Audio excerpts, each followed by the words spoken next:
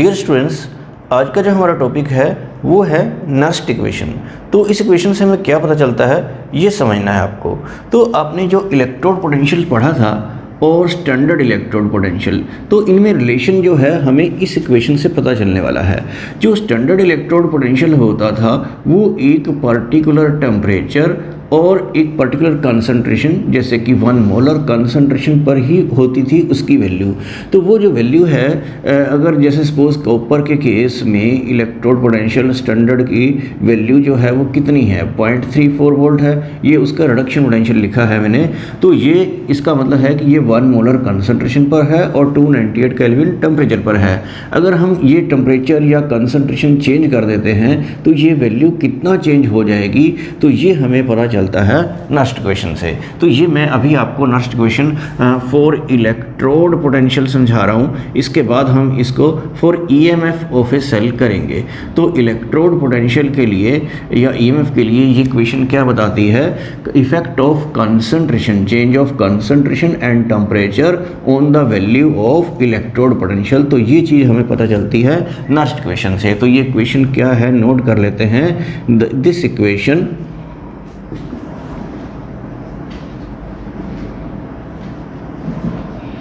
gives the effect of change of concentration and temperature on the value of electrode potential और EMF भी कह सकते हैं, क्योंकि बाद में हम ईएमएफ के लिए भी करने वाले हैं। Effect of change of concentration and temperature on the value of electrode potential. तो ये हमें इस इक्वेशन से पता चलता है। तो आपको देखना है कि इलेक्ट्रोड पोटेंशियल और स्टैंडर्ड इलेक्ट्रोड पोटेंशियल में क्या रिलेशन है और वो कंसंट्रेशन और टेम्परेचर चेंज करने से कैसे चेंज होगा। तो आइए इस इक्वेशन को समझते हैं। तो इस इक्वेशन को हम करते हैं पहले इलेक्ट्रोड पोटेंशियल के लिए। तो हम कोई रिएक्शन लिख लेते हैं। जैसे ये कोई मेटल है, N पॉजिटिव, 2 पॉजिटिव या 3 पॉजिटिव कोई चार्ज है इसके ऊपर, तो उतने ही इलेक्ट्रॉन इसमें डालेंगे तो ये M बन जाएगा। जैसा कि आपने कॉपर 2 पॉजिटिव लिया है, ये मेटल है, तो इसमें 2 इलेक्ट्रॉन डालते हैं तो क्या बन जाता है, ये सॉलिड कॉपर बन जाता है। तो इसमें रिएक्शन जो है आपको रिडक्शन की फॉर्म में ही लिखनी है, क्योंकि हमें रिडक्शन पोटेंशियल की वैल्यूज़ में ही देखना है कि क्या इफेक्ट रहता है कंसंट्रेशन और टेम्परेचर चेंज करने का। तो नस्ट ने ये इक्वेशन कैसे बताई है तो वो आप नोट कीजिए। ये इक्वेशन कैसे आई है ये तो नहीं बता सकता, पर इक्वेशन क्या है और उसको सिंप्लीफाई करके क्या हम बना लेंगे तो वो देखते हैं। तो स्टैंडर्ड इलेक्ट्रोड पोटेंशियल की वैल्यू स्टैंडर्ड से कुछ डिफरेंट होगी। तो कुछ डिफरेंट मतलब कितना, तो ये है RT/NF log product upon reactant. ये प्रोडक्ट है और ये क्या है, रिएक्टेंट है। तो इस तरह से ये इक्वेशन है। तो ये जो मैंने इसमें सिंबल्स या यूज़ किए हैं तो ये क्या हैं, ये तो आपको पता है, ये इलेक्ट्रोड पोटेंशियल है और ये स्टैंडर्ड इलेक्ट्रोड पोटेंशियल है जो 1 मोलर कंसंट्रेशन और 298 केल्विन टेम्परेचर पर है। और R यहाँ पर वही है गैस कांस्टेंट, जिसकी वैल्यू आपको याद है 8.314 जूल पर केल्विन पर मोल होती है। और T जो है वो टेम्परेचर इन केल्विन है और N जो है वो नंबर ऑफ इलेक्ट्रॉन गेन्ड है, जितने इसमें इलेक्ट्रॉन यूज़ हो रहे हैं, गेन किए हैं इस मेटल आयन ने, तो वो उसके चार्ज के इक्वल ही होंगे। और F जो है यहाँ पर क्या है, इसको 1 फैराडे या फैराडे कांस्टेंट बोलते हैं। और आपको याद रखना है कि इसकी वैल्यू 96500 कूलम पर मोल होती है। ये charge present on 1 mole of electron होता है। और ये वैल्यू कैसे आती है ये मैं आपको आगे बताऊंगा। तो ये C है कूलम्स। तो ये 96500 इसकी वैल्यू है जो हमें यहाँ पुट करनी पड़ेगी। एक आपको ये समझ नहीं आ रहा होगा कि Ln क्या लिखा है, ये नेचुरल लॉग है, मतलब ये log to the base E है। तो जब हम दूसरा लॉग लेते हैं सिंपल, वो बेस 10 पर होता है। तो इस लॉग को इस लॉग में कन्वर्ट करने के लिए हमें 2 2.303 से मल्टीप्लाई करना पड़ता है। ये 2.303 जो होता है ये log 10 to the base e की वैल्यू होती है और ये एक बेस चेंजिंग फार्मूला से आता है। e की वैल्यू जो है वो 2.718 होती है, आपने मैथ में पढ़ा होगा। हालांकि इस वैल्यू को यहाँ पे यूज़ नहीं करना है। अगर बेस का मीनिंग नहीं पता है तो वो आगे अगले टॉपिक में क्लियर हो जाएगा। तो अभी आपको ये ध्यान रखना है कि ये नेचुरल लॉग है और इसको जब हम दूसरे लॉग जो ऑर्डिनरी जो आप लॉग टेबल में देखते हैं 10 बेस वाले में कन्वर्ट करेंगे तो 2.303 से मल्टीप्लाई करेंगे। तो इस इक्वेशन को थोड़ा सिंप्लीफाई कर लेते हैं, तो वो देखते हैं। ई जो ये स्टैंडर्ड है और यहाँ पर हम क्या करने वाले हैं, इस लॉग को जब सिंपल लॉग में कन्वर्ट करेंगे तो किससे मल्टीप्लाई करेंगे, 2.303 से। आगे है RTNF, तो यहाँ पे हम सिंपल लॉग लिख देते हैं और ये प्योर सॉलिड की कंसंट्रेशन 1 लेते हैं, तो ये इस तरीके से। तो आगे देखते हैं एट 298 केल्विन। सपोज हम अभी कंसंट्रेशन का इफेक्ट ही स्टडी करने वाले हैं और टेम्परेचर का इफेक्ट अभी नहीं कर रहे हैं, तो 298 केल्विन पर ये इक्वेशन सोल्व करेंगे। तो वो कर देते हैं, ये ई स्टैंडर्ड माइनस 2.303, आर की वैल्यू आपको याद है 8.314 और टेम्परेचर हम लेते हैं 298 और एन और फेराडे कांस्टेंट अभी आपको बताया था 96500। तो लॉग ये 1/mn पॉजिटिव। तो इस तरह से इलेक्ट्रोड पोटेंशियल और स्टैंडर्ड इलेक्ट्रोड पोटेंशियल में रिलेशन निकालने के लिए ये क्वेश्चन को हम सिंप्लीफाई कर रहे हैं। ये लॉग है, तो ये सारा मैं मल्टीप्लाई कर देता हूँ इस तरीके से और इक्वेशन जो है थोड़ा और सिंपल हो जाएगी। तो सिंप्लीफाई करके इक्वेशन क्या आ जाती है, ई स्टैंडर्ड माइनस 0.0591 अपॉन एन वो जो नंबर ऑफ इलेक्ट्रॉन है log mn पॉजिटिव। तो यहाँ पर कंसंट्रेशन आप पुट करेंगे और n की वैल्यू पुट करेंगे और स्टैंडर्ड इलेक्ट्रोड पोटेंशियल की वैल्यू आपको दी होगी और ये इलेक्ट्रोड पोटेंशियल जो किसी और कंसंट्रेशन पर होगा वो आप फाइंड आउट कर लेंगे।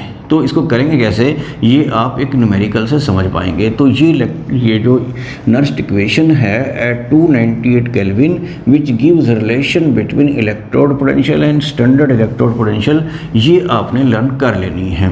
तो अभी हम आगे करेंगे ईएमएफ के लिए। तो आगे देखते हैं हम next question EMF of this cell के लिए। तो आपको मैं कोई एग्जांपल से इसको समझा देता हूँ। सपोज ये वाला सेल ले लेते हैं, जिंक 2 पॉजिटिव और कॉपर 2 पॉजिटिव और कॉपर। तो ये लेफ्ट साइड में लिखा है, ये इस पर ऑक्सीडेशन होती है और इस पर रिडक्शन होती है। तो आपको सबसे पहले रिएक्शन लिखनी होगी। तो आपको सेल को देखकर रिएक्शन लिखनी तो आती ही है, तो वो कैसे लिखेंगे, zinc plus copper 2 positive is equal to zinc 2 positive plus copper. तो आपको क्या करना है, ये नेक्स्ट क्वेश्चन लिखनी है ईएमएफ के लिए। ईएमएफ जो है वो पूरे सेल का होता है और जो इलेक्ट्रोड पोटेंशियल था वो हाफ सेल का होता था। तो ईएमएफ ऑफ द सेल जो है वो स्टैंडर्ड ईएमएफ से कितना डिफरेंट होगा, तो वही होगा जो आपको पहले बताया था, RTNF। ये नेचुरल लॉग है और प्रोडक्ट अपॉन रिएक्टेंट। प्रोडक्ट जो हैं ये हैं और रिएक्टेंट ये हैं जिंक और कॉपर 2 पॉजिटिव। तो यहाँ पर आपको याद ये रखना है कि ये जो प्योर सॉलिड हैं इनको तो हम 1 ले लेते हैं और इस नेचुरल लॉग को दूसरे लॉग में कन्वर्ट करते हैं सिंपल वाले में, और 2.303 से मल्टीप्लाई करना पड़ेगा और आर की वैल्यू टी और फेराडे की सबकी वैल्यू जब हम पुट कर देंगे तो आपको ये पता है कि ये पहले की तरह कितना आ जाएगा, 0.0591 अपॉन एन जो है इसमें कितने इलेक्ट्रॉन लॉस या गेन हो रहे हैं, तो इस केस में तो एन की वैल्यू कितनी है, 2 है। तो वो आप देख सकते हैं यहाँ पर लॉग हो जाएगा और इस तरह से जिंक 2 पॉजिटिव और नीचे जो है वो क्या है, कॉपर 2 पॉजिटिव है। तो ये प्रोडक्ट अपॉन रिएक्टेंट होता है। ये आप सेल को देखकर डायरेक्ट नेक्स्ट क्वेश्चन ना लिखें, क्योंकि लिखनी होगी तो ये वाला ऊपर आएगा और ये वाला नीचे आएगा। रिएक्शन में आप लर्न कर लेंगे कि ये प्रोडक्ट अपॉन रिएक्टेंट है। तो ये रिएक्शन जो है, ये इक्वेशन जो है आपको ईएमएफ और स्टैंडर्ड ईएमएफ में रिलेशन बता रही है। यहाँ पर आप कंसंट्रेशन पुट कर देंगे तो और ये स्टैंडर्ड ईएमएफ की वैल्यू रखेंगे तो ईएमएफ ऑफ दी सेल जो है यहाँ से आ जाएगा। तो ये न्यूमेरिकल से आपको और ज़्यादा क्लियर हो जाएगा। तो अभी मैं इसका एक और एग्जांपल आपको दे देता हूँ। तो आगे आपको सपोज ये वाला एग्जांपल दिया है, क्रोमियम 3 पॉजिटिव, कैडमियम 2 पॉजिटिव और कैडमियम। तो इस पर पहले आपको रिएक्शन लिखनी पड़ेगी, फिर ही आप नर्स्ट इक्वेशन लिख पाएंगे। तो रिएक्शन कैसे लिखेंगे, क्रोमियम प्लस क्या है, कैडमियम 2 पॉजिटिव, और प्रोडक्ट क्या बनेगा, क्रोमियम 3 पॉजिटिव प्लस क्या होगा आगे, कैडमियम। तो ये आपको क्या करना है, इस इक्वेशन को पहले बैलेंस करना है, तभी वो इक्वेशन लिखना पॉसिबल हो पाएगा। तो यहाँ पर चार्ज बैलेंस नहीं है, यहाँ 3 पॉजिटिव है और यहाँ पर क्या है, 2 पॉजिटिव है। तो 2 को 3 से और 3 को हम 2 से मल्टीप्लाई कर देते हैं। अब यहाँ पर कैडमियम 3 हो गया है तो हम यहाँ पे कैडमियम 3 ले लेते हैं, और क्रोमियम 2 है तो यहाँ पर क्रोमियम 2 ले लेते हैं। तो नर्स्ट इक्वेशन जो है वो कैसे लिखी जाएगी, ईएमएफ ऑफ द सेल के लिए, इस सेल के ईएमएफ के लिए, तो ई सेल जो होगा वो क्या होगा, ई स्टैंडर्ड माइनस क्या होता है 2.303 RT/NF log product upon reactant. तो प्रोडक्ट यहाँ पर क्या है, क्रोमियम 3 पॉजिटिव है और ये प्योर सॉलिड है, ये तो 1 हो जाएगा। पर यहाँ पर आपको ध्यान रखना है कि ये जो नंबर ऑफ मोल्स हैं 2, ये यहाँ पर क्या लगेगा, इसकी पावर लगती है। और इस तरह से प्रोडक्ट के बाद जब आप रिएक्टेंट लिखेंगे तो ये प्योर सॉलिड नहीं लिखेंगे। और ये जो कैडमियम है 2 पॉजिटिव, इसका भी आपको कितने मोल्स हैं, 3, तो वो भी यहाँ पर पावर लगेगी। जैसे +1 में इक्विलिब्रियम कांस्टेंट लिखते वक्त नंबर ऑफ मोल्स को पावर बना देते थे, उसी तरह से ये है। तो यहाँ पे RT और फैराडे कांस्टेंट की वैल्यू पुट करने के बाद ये इक्वेशन आप सिंप्लीफाई कर पाते हैं। ई सेल माइनस कितना आ जाता है, 0.0591 अपॉन, ये n की वैल्यू समझिए, n की वैल्यू जो है यहाँ पर जो है, क्योंकि 3 2 से या 2 3 से मल्टीप्लाई हो रहा है, तो इसमें नंबर ऑफ इलेक्ट्रॉन लूज या गेन होंगे वो कितने होंगे, 6 होंगे। तो इस तरह से ये, बाकी ये ऐसा ही रहेगा, क्रोमियम 3 पॉजिटिव 2 और कैडमियम 2 पॉजिटिव, पावर कितनी होगी, 3 होगी। तो इस तरह से इस पर्टिकुलर सेल के लिए आप रिएक्शन लिखने के बाद ये नर्स्ट इक्वेशन लिख पाएंगे। तो आगे आपको एक और जनरल इक्वेशन लेकर समझा देते हैं, जैसे A plus B is equal to क्या है, X प्लस Y। तो इसके लिए अगर आपको नर्स्ट इक्वेशन लिखनी है तो कैसे लिखेंगे, ई सेल और यहाँ पर क्या आएगा, ई स्टैंडर्ड माइनस ये कितना होता है 2.303 RT/NF log product upon reactant. तो प्रोडक्ट क्या है, X पावर x, ये नंबर ऑफ मोल हैं, y पावर स्मॉल y, और रिएक्टेंट क्या है, a, और इस तरह से पावर a हो गई और b रेज़ पर b हो गई। तो इस तरह से किसी भी इक्वेशन के लिए ये Nernst equation EMF of the cell के लिए इस तरह से लिखी जाती है। तो नर्स्ट इक्वेशन को ठीक से समझने के लिए हम कुछ न्यूमेरिकल्स करेंगे। तो ये फर्स्ट क्वेश्चन है, calculate the electrode potential of A copper wire dipped in 0.1 molar copper sulphate solution. तो यहाँ पर कंसंट्रेशन जो है 0.1 मोलर दी है, इस पर आपको इलेक्ट्रोड पोटेंशियल की वैल्यू फाइंड आउट करनी है। और स्टैंडर्ड की तो आपको पता ही है कितनी होती है, कॉपर का स्टैंडर्ड इलेक्ट्रोड पोटेंशियल वैसे गिवन ही होगा, तो वो 0.34 है। तो मतलब ये 1 मोलर पर तो इतनी वैल्यू है इलेक्ट्रोड पोटेंशियल की, और 0.1 पर आपको कैलकुलेट करनी है। तो ये यूनिटरी मेथड से तो नहीं हो सकता है, तो ये कैसे हो सकता है, नर्स्ट इक्वेशन से। तो इसको समझते हैं। तो इसको कैसे सोल्व करेंगे हम, तो आपके पास रिएक्शन क्या रहेगी, कॉपर 2 पॉजिटिव 2 इलेक्ट्रॉन और कॉपर के पास 2 पॉजिटिव चार्ज होता है। तो इलेक्ट्रोड पोटेंशियल और स्टैंडर्ड इलेक्ट्रोड पोटेंशियल में क्या रिलेशन रहेगा, 0.0591 अपॉन n लॉग, ये 1 हो जाएगा, और डिवाइडेड बाई ये जो रिएक्टेंट था इसकी कंसंट्रेशन। तो यहाँ वैल्यू पुट करते हैं, तो इसकी वैल्यू तो आपको याद है, या वो गिवन होगी 0.34, और 0.0591 अपॉन n की वैल्यू इस केस में कितनी है, 2 है। और लॉग जो है यहाँ पर ये कितना है, यहाँ पर कंसंट्रेशन कितनी है, 0.1। तो अब आप इसको सोल्व कर लीजिए, 0.34 इसको 2 से डिवाइड करेंगे तो कितना आएगा 0.0295 और ये कितना आएगा ये log 10 और आपको याद है कि log 10 तो कितना होता है 1 होता है और log 100 2 होता है log 1000 3 होता है। तो ये जो वैल्यूज़ मैं आपको बता रहा हूँ ये क्या है बेस 10 है। तो मैंने कहा था कि बेस का मतलब बाद में बताऊँगा।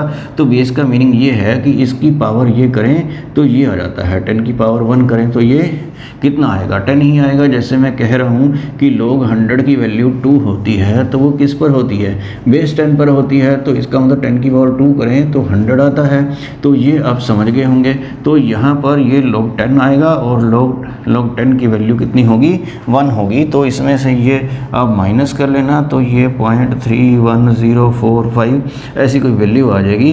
तो आपने यहाँ पे ये नोटिस किया है कि जब हम कंसंट्रेशन डिक्रीज़ करते हैं 1 के मुकाबले 1 मोलर की बजाय कंसंट्रेशन थोड़ी कम लेते हैं जैसे ये 0.1 है तो इलेक्ट्रोड पोटेंशियल की वैल्यू क्या होती है डिक्रीज़ होती है पहले से कम होती है। मतलब कंसंट्रेशन डिक्रीज़ करने से इलेक्ट्रोड पोटेंशियल की वैल्यू होती है डिक्रीज़। तो इसका मतलब हुआ कि कंसंट्रेशन इंक्रीज़ करने से इलेक्ट्रोड पोटेंशियल की वैल्यू भी क्या होगी इंक्रीज़ होगी। तो ये क्वेश्चन आपको समझ में आ गया होगा।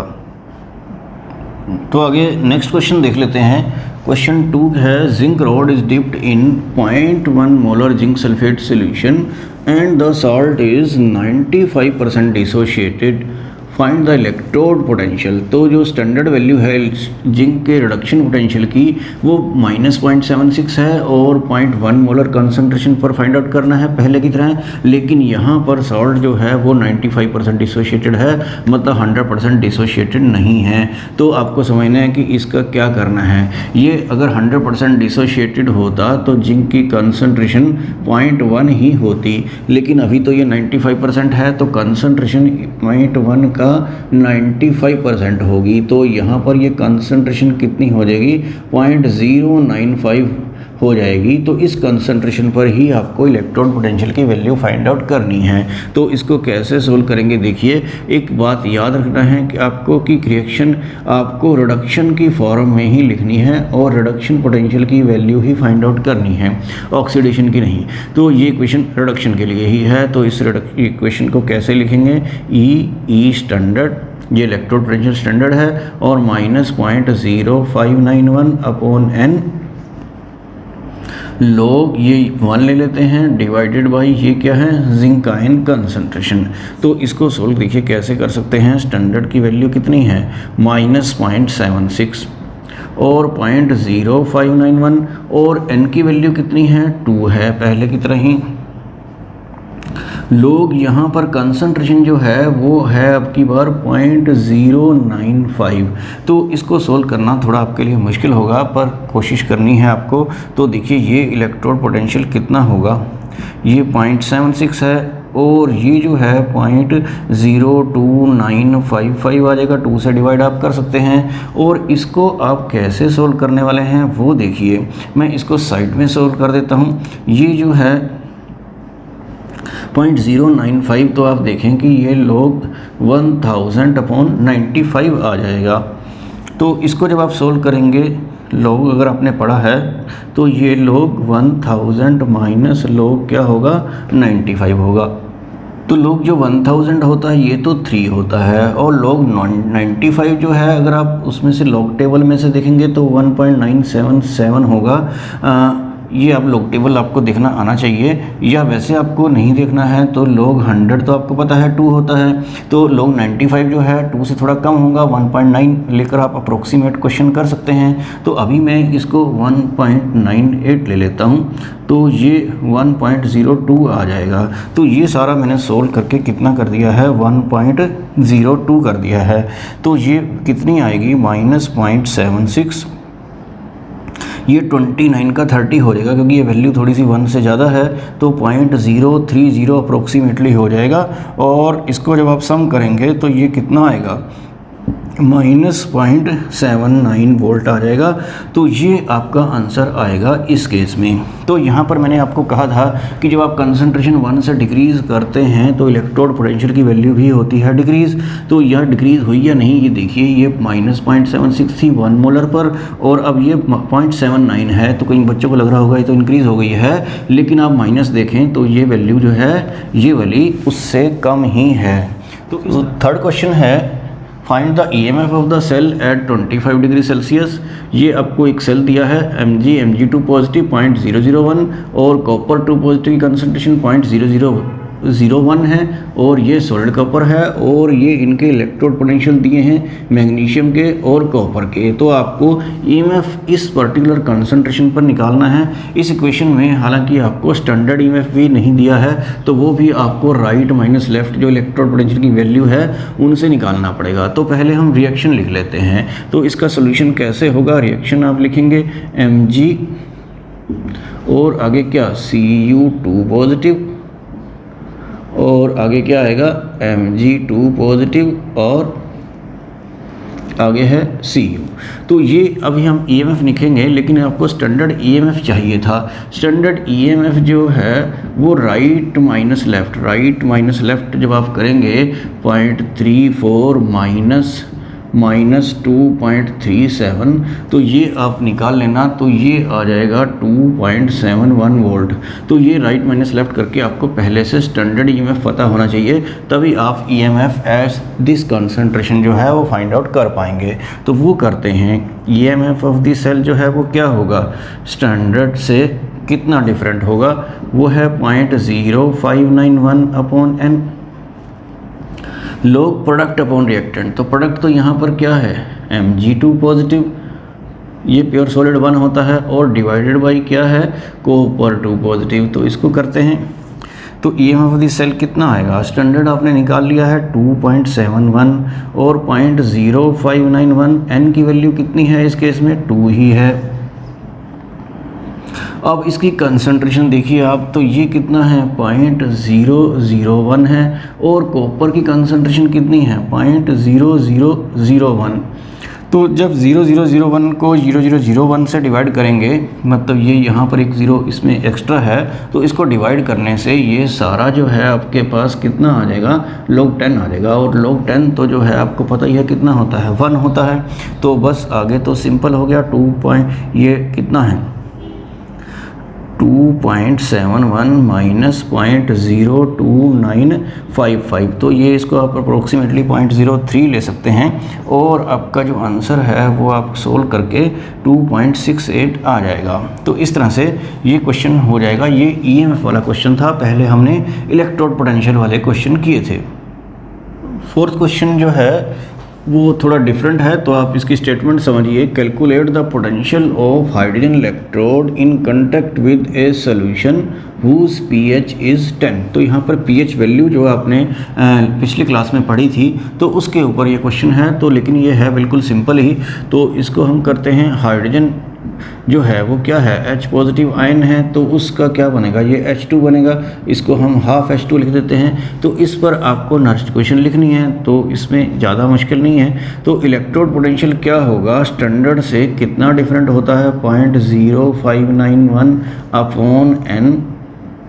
लोग ये प्योर है गैस, तो इसका तो हम 1 ले लेंगे और डिवाइडेड बाई क्या होगा H आयन। तो यहाँ पर H आयन कंसंट्रेशन तो गिवन नहीं है, आपको pH गिवन है। तो pH अगर जितनी भी हो तो इसका मतलब ये होता है कि H आयन कंसंट्रेशन इतनी होगी। ये 10 जो है ये ऊपर वाला है, नीचे पावर तो 10 ही होती है। मतलब अगर किसी की pH 2 है तो H आयन कंसंट्रेशन 10⁻⁻² होगी उस केस में। तो वैसे अगर आपने pH को डिफाइन किया हो तो वो क्या था, -log of H ion concentration, जिसको H3 पॉजिटिव आयन लिखते थे। तो ये -1 पावर है, तो ये ऊपर भी लिख सकते हैं। तो इसको हम ऐसे भी लिख सकते हैं log H आयन कंसंट्रेशन -1। तो यहाँ पर ये pH जो है ये log of 1/H ion concentration भी हो जाता है। तो इसका मतलब ये हुआ कि pH log of 1/H ion concentration, मतलब ये सारा pH ही है। चाहे तो आप HIN कंसंट्रेशन 10⁻⁻10 पुट कर दीजिए यहाँ पर, तो ऊपर 10 आ जाएगा, तो log 10 1 हो जाएगा। या ये आप ये pH जो है, pH जो है ये सारा जो है यहाँ पर क्या लिख सकते हैं, pH लिख सकते हैं। तो इसको हम सिंपल तरीके से करते हैं। ये स्टैंडर्ड इलेक्ट्रोड पोटेंशियल तो हाइड्रोजन का कितना होता है, 0 होता है। ये H पॉजिटिव H2 ऐसे लिखेंगे, और 0.0591 N की वैल्यू तो यहाँ पर 1 ही है। और ये सारा क्या हो गया, pH हो गया। तो pH कितना है, गिवन 10 दिया है। तो यहाँ भी आपको चाहे आप ये वाला कंसंट्रेशन यहाँ पुट कर दें और चाहे इस सारे को pH पुट कर दें, तो वो एक ही बात आएगी। तो ये देखिए कितना आएगा आंसर, तो ये माइनस, इसको ये 1 से डिवाइड करना है, 10 से मल्टीप्लाई करना है, 10 से मल्टीप्लाई करके कितना आ जाएगा, 0.591 वोल्ट आ जाएगा। तो इस pH पर इलेक्ट्रोड पोटेंशियल जो है हाइड्रोजन का इतना होगा। तो इस तरह से आपको ये क्वेश्चन समझ में आ गया होगा।